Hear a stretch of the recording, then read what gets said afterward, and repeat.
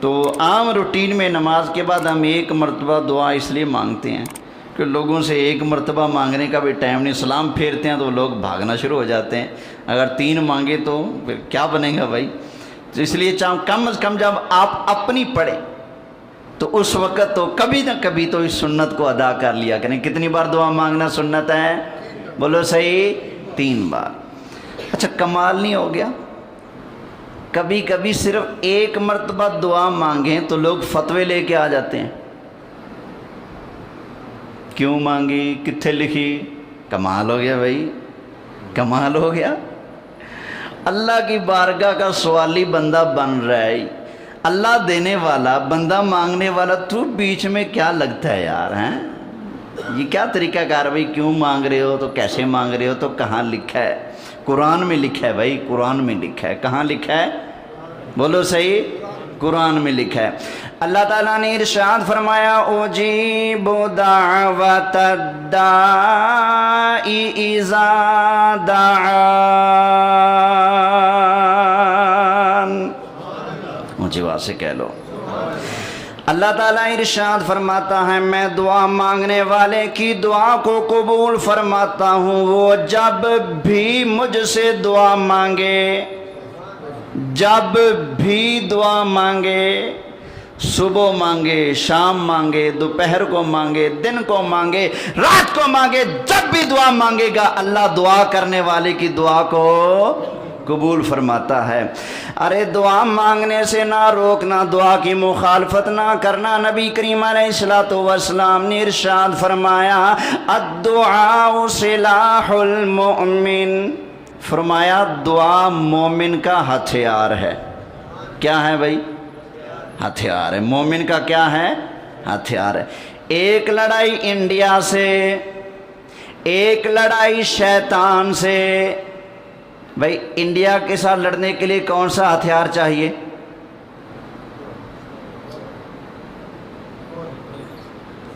Pistol چاہیے نا، بندوق چاہیے نا، بم چاہیے نا، آج کل کے دور کے تقاضوں کے مطابق۔ انڈیا سے جنگ لڑنے کے لیے اسلحہ کی ضرورت ہے، ہتھیار کی ضرورت ہے۔ دوسری جنگ ہے شیطان سے۔ یارو انڈیا کے ساتھ جنگ کبھی کبھی ہوتی ہے، لیکن فوج ہر وقت اسلحہ لے کر بارڈر کے اوپر کھڑی ہے۔ کسی مولوی نے فتویٰ نہیں لگایا کہ ہر وقت اسلحہ لے کر کیوں کھڑے ہو، جنگ تو سالوں کے بعد ہوگی، جب ہوگی پھر اٹھا لینا۔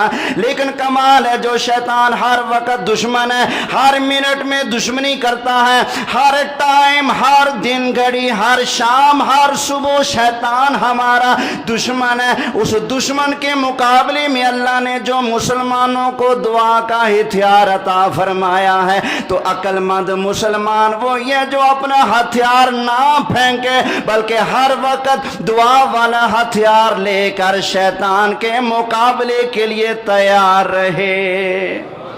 تو عقل مند تو وہی ہے نا۔ تو اب بتاؤ جو کہتے ہیں کہ یہ ہتھیار چھوڑ دو، اپنے ہاتھ نیچے جھکا لو یا یوں کر لو، بھائی ڈاکو آ جائے تو بندہ کیا کرتا ہے؟ اللہ بھائی، تو اس کا کیا مطلب؟ وہ آدمی کہہ رہے کہ اپنے آپ کو شیطان کے حوالے کر دو، شیطان جو کچھ مرضی کرتا رہے، تم آگے سے کچھ نہ کرنا۔ نا نبی کریم علیہ السلام نے فرمایا دعا مومن کا کیا ہے؟ ہتھیار ہے۔ تو عقل مند فوجی وہی ہوتا ہے جو اپنے ہتھیار کو ہر وقت اپنے پاس رکھتا ہے۔ تو اسی طرح سچا مومن وہ ہے جو دعا والا ہتھیار استعمال کر کے شیطان کے مقابلہ پر ہر وقت اللہ کی بارگاہ کا سوالی بن کے اس سے مدد مانگتا رہتا ہے۔ تو اللہ ہمیں اس مومن کا جو ہتھیار ہے دعا، اس سے محبت کرنے کی توفیق عطا فرمائے۔ اونچی کہہ لو، پھر کہہ لو۔ تو دعا سے محبت کرو بھائی۔ کیا کرنی ہے؟ دعا سے محبت کرنی ہے، دعا کا اہتمام کرنا ہے۔ تو نبی کریم علیہ السلام کتنی بار دعا مانگنا پسند کرتے تھے؟ بولیے 3 مرتبہ۔ ایک مرتبہ مانگی، پھر مانگی، پھر مانگی، ایسے۔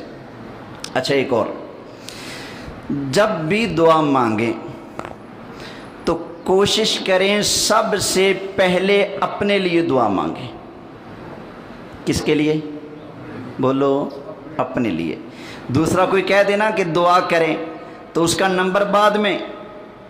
سب سے پہلے کس کے لیے دعا مانگنی ہے؟ اپنے لیے.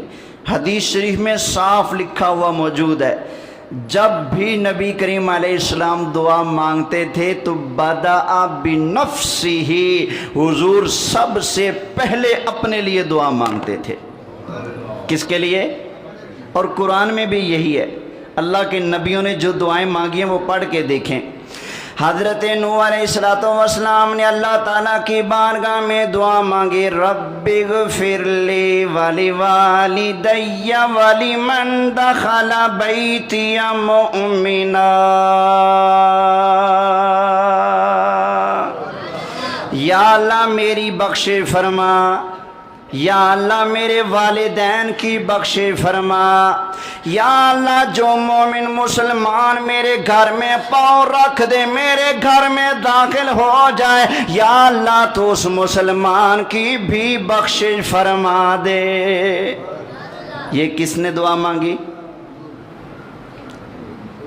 حضرت نوح علیہ السلام کی یہ دعا ہے، مجھے بخش، میرے والدین کو بخش، اور جو ایمان والا میرے گھر میں پاؤں رکھ دے داخل ہو جائے اس کی بھی بخشش فرما دے. تو پتہ چلا کچھ گھر بھی بڑی شان والے ہوتے ہیں. بندہ ہو ایمان والا، اس گھر میں داخل ہونے کی دیر ہوتی ہے، اللہ کی رحمت مہربانی فرماتی ہے، بندے کی بخشش ہو جاتی ہے. حضرت ابراہیم علیہ السلام نے دعا مانگی، ربنا اغفر لی ولوالدی وللمؤمنین یوم یقوم الحساب. اچھی کہہ لو. یہاں بھی یہی دعا، یا اللہ میری بخشش فرما، میرے والدین کی بخشش فرما، اور یا اللہ سارے مومنوں کی بھی بخشش فرما. تو ابراہیم علیہ السلام نے پہلے کس کے لیے دعا مانگی؟ اپنے لیے. نوح علیہ السلام نے پہلے کس کے لیے دعا مانگی؟ اپنے لیے. یہ آج کل نا ہمارے یہ علماء کی، کئی پیروں کی، مولویوں کی، پیروں کی عادت ہوتی ہے، حضرت جی دعا کرو اللہ رحم کرو، یا اللہ اس کو یہ دے وہ دے، اپنی مانگتے ہی نہیں. بھائی سب سے پہلے اپنے لیے اللہ کی بارگاہ سے مانگنا ہے، دوسرے کے لیے بعد میں مانگنا ہے. توجہ ہے. یہ دعا کے آداب. ایک اور، جب بھی دعا مانگنی ہے دعا کے اندر نبی کریم علیہ السلام پر درود و سلام ضرور پڑھنا ہے. کیا کرنا ہے؟ فرمایا جس دعا کے اندر درود نہ پڑھا جائے وہ دعا زمین اور آسمانوں کے درمیان میں معلق رہتی ہے، آسمانوں تک نہیں پہنچ سکتے. دعا اگر بغیر درود کے پڑھی جائے آسمانوں تک نہیں پہنچتی، پھر قبول کیسے ہوگی؟ تو اللہ کی بارگاہ میں کون سی دعا قبول ہے؟ جس میں نبی کریم علیہ السلام پر درود و سلام بھی پڑھا جائے. جس دعا کے اندر درود و سلام نہیں پڑھا جائے گا وہ دعا لٹکی رہتی ہے، قبولیت کے لیے آسمانوں تک پہنچ سکتے بولیے نہیں. تو اس لیے جب بھی دعا مانگیں تو دعا کے اندر نبی کریم علیہ السلام پر درود و سلام بھی بولیے. اگر ڈائریکٹ دعا مانگتے رہو نا، یا اللہ بخش دے، یا اللہ بخش دے، اور سرکار کا ذکر ہی نہ کرے بندہ، تو اللہ بگڑی نہیں بناتا. سمجھ آئی نا؟ وہ ہم ہیں، ہم تو بڑے گناہ گار ہیں نا. اللہ کے نبی آدم علیہ السلام 300 سال تک عرض کرتے رہے، ربنا ظلمنا انفسنا وَإِن لَّمْ تَغْفِرْ لَنَا وَتَرْحَمْنَا لَنَكُونَنَّ مِنَ الْخَاسِرِينَ.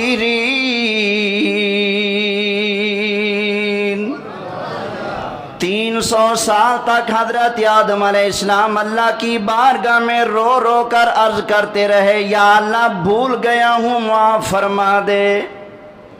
کوئی جواب نہیں آیا. کتنے سال گزر گئے؟ 300 سال.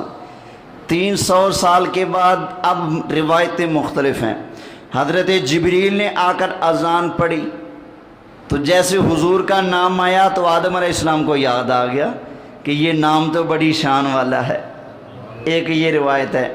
اور ایک یہ روایت ہے کہ اللہ تعالیٰ نے خود حضرت آدم علیہ السلام کے دل کے اندر یہ بات ڈال دی کہ میں نبی کریم علیہ السلام کے وسیلے سے اللہ کی بارگاہ میں عرض کرتا ہوں، پھر ہی اللہ قبول فرمائے گا.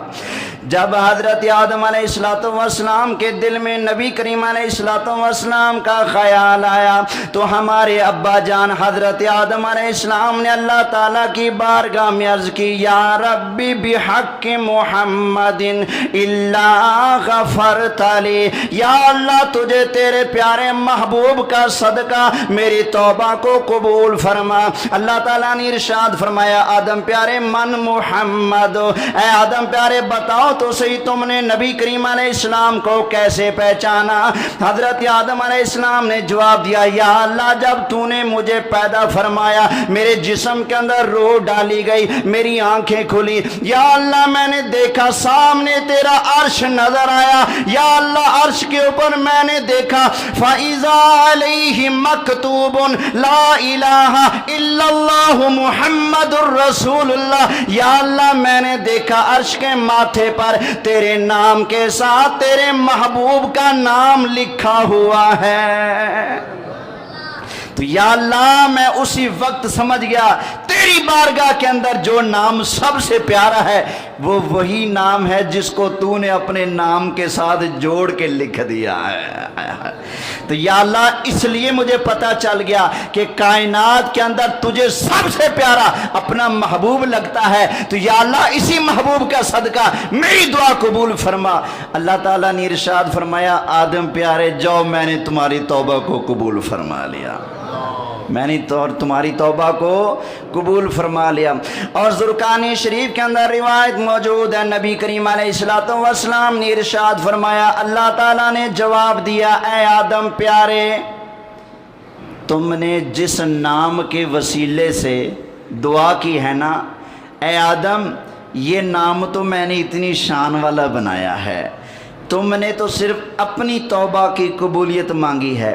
اس نام کی برکت سے اگر تم سارے زمین والے اور سارے آسمان والوں کی بخشش مانگتے تو آپ پیارے آدم اس نام کے صدقے سب زمین آسمان والوں کو میں بخشش عطا فرما دیتا ہے. سمجھیں یہ شان ہے ہمارے آقا علیہ السلام کے نام کی. تو اس لیے سرکار فرماتے ہیں کہ جس دعا کے اندر میں مصطفیٰ کو یاد نہ کیا جائے، مجھ پر درود و سلام نہ پڑھا جائے، وہ دعا اللہ کی بارگاہ میں قبول، بولو صحیح اونچی بولو یار، وہ دعا اللہ کی بارگاہ میں قبول نہیں ہوتی. اللہ کی بارگاہ میں دعا وہی قبول ہے جس دعا کے اندر نبی کریم علیہ السلام کی بارگاہ میں درود و سلام کے گجرے پیش کیے گئے ہوں.